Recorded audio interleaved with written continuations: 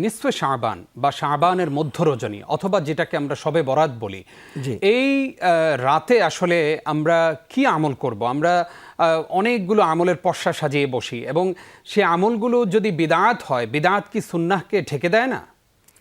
এক নাম্বার কথা, যে আমরা যেটিকে শবে বরাত বলি, এটা কোনোতেই বলা যাবে না, এটা হলো প্রধান ভুল। শবে বরাত, কারণ বরাত শব্দটি বাংলা, এটি আরবিতে যদি আমরা অর্থ করি তাহলে দুটি অর্থ হবে। একটা হলো সম্পর্ক ছিন্ন করা, তো এটা সম্পর্ক ছিন্ন রাত্র হতে পারে না। আরেকটা হলো মুক্তিরজনী, সেটি হলে হতে পারে।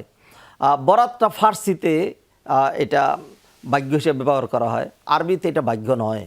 আমাদের সমাজে এটাকে ভাগ্যরজনী মনে করে কিন্তু মানুষ এত বেশি কিছু করে। ভাগ্যের আরবি হলো কদর, ওয়াল কদরি খাইরিহি ওয়া শাররিহি মিনাল্লাহি তাআলা। ইন্না আনজালনাহু ফি লাইলাতিল কদর, নাকি ইন্না আনজালনাহু ফি লাইলাতিল বরাত, অথবা আমানতু বিল্লাহি ওয়া মালাইকাতিহি ওয়া কুতুবিহি ওয়া রুসুলিহি ওয়াল ইয়াউমিল আখিরি ওয়াল বরাতি খাইরিহি ওয়া শাররিহি, এরকম কি ওয়াল কদারি খাইরিহি। অতএব এটি বাদ দিলেই সব ঠিক হয়ে যাবে। দেখুন, নফল ইবাদতের মানুষের স্বাধীনতা রয়েছে। আজ রাতে আপনি নফল ইবাদত করেন, আগামীকালকেও করেন। নবীজি তো প্রতি রাত্রেই করতেন। তো যেহেতু শাবান মাস, আবার যেহেতু 14 তারিখ রাত্র, আপনি নফল ইবাদত করতেই পারেন।